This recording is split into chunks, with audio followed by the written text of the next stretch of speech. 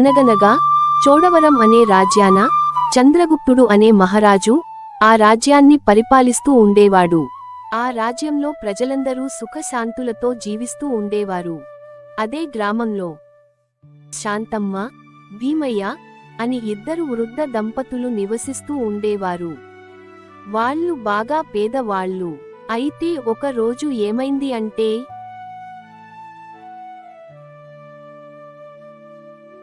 శాంతమ్మ, ఆకలిగా ఉంది, అన్నం వడ్డించు.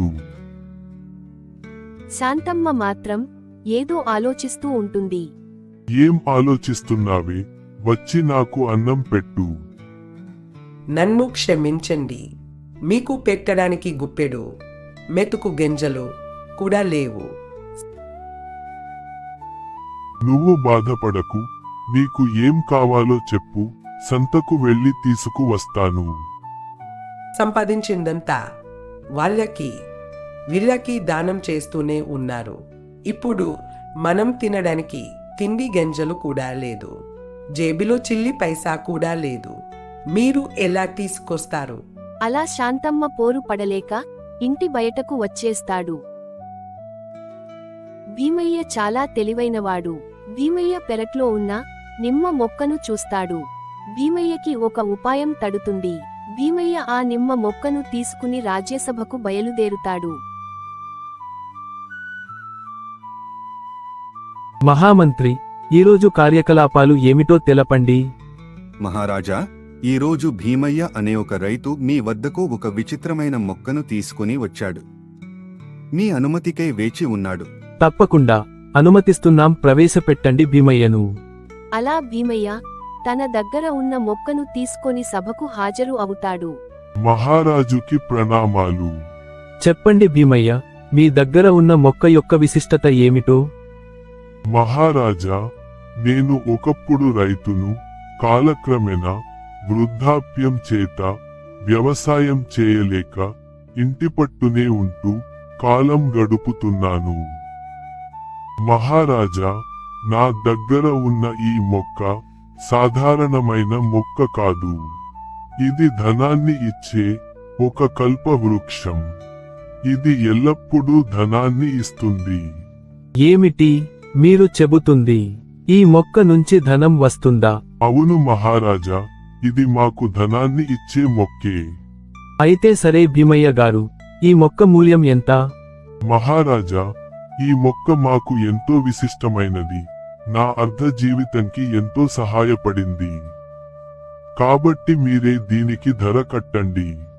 మహామంత్రి, తక్షణమే భీమయ్యకు 1,00,000 బంగారు నాణాలు అందించండి. ధన్యవాదాలు మహారాజా. అలా మహారాజు ఇచ్చిన 1,00,000 బంగారు నాణాలు తీసుకుని తన ఇంటికి చేరుకుంటాడు. ఇది ఇలా ఉండగా మహారాజు మాత్రం రోజూ ఆ మొక్కకు నీళ్లు పోస్తూ ఉంటారు. అలా కొద్ది కాలానికి ఆ మొక్కకు ఫలాలు కాస్తాయి. ఎవరక్కడ? తక్షణమే మహామంత్రిని ప్రవేశపెట్టండి. మహారాజా, మహామంత్రి, ఆ భీమయ్య ఇచ్చిన మొక్కకు ఫలాలు కాసాయి. కాని ఎటువంటి ధనమైతే ఆ మొక్క నుండి లభించలేదు. అలా అంటూ మహామంత్రికి ఆ మొక్కను చూపిస్తారు. మహారాజా, ఈ మొక్కకు కాసిన ఫలాలు నిమ్మ పళ్ళు. ఇది ధనాన్ని ఇచ్చే మొక్క కాదు. మహారాజా, ఇది నిమ్మ మొక్క. మహామంత్రి, వెంటనే భీమయ్యను సభకు హాజరు చేయండి. ఆ కబురు అందుకున్న భీమయ్య వెంటనే రాజు సభకు వస్తాడు. మహారాజులకు జయము జయము. భీమయ్య, ఏంటిది?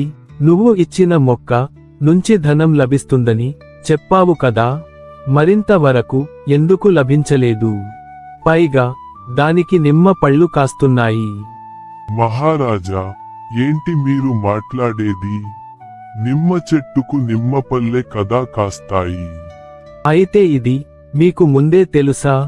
మీరు నాతో ఎందుకు అబద్ధం చెప్పారు? నేను ఎటువంటి అబద్ధం చెప్పలేదు మహారాజా. నేను మీకు చెప్పిన ధనం నిమ్మపల్లె. నిజానికి ఏ రైతుకైనా తాను పండించే పంటనే తనకి అసలైన సంపద.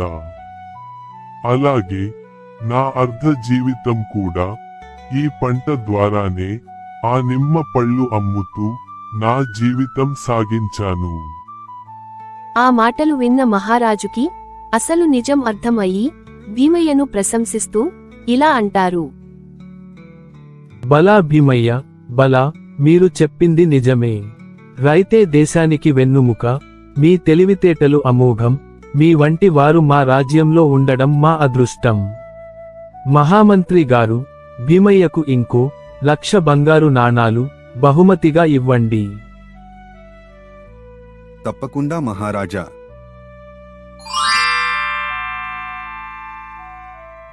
ఆ విధంగా మహారాజు ఇచ్చిన 2,00,000 బంగారు నాణ్యాలతో భీమయ్య ఇంకా శాంతమ్మ సుఖంగా జీవిస్తారు.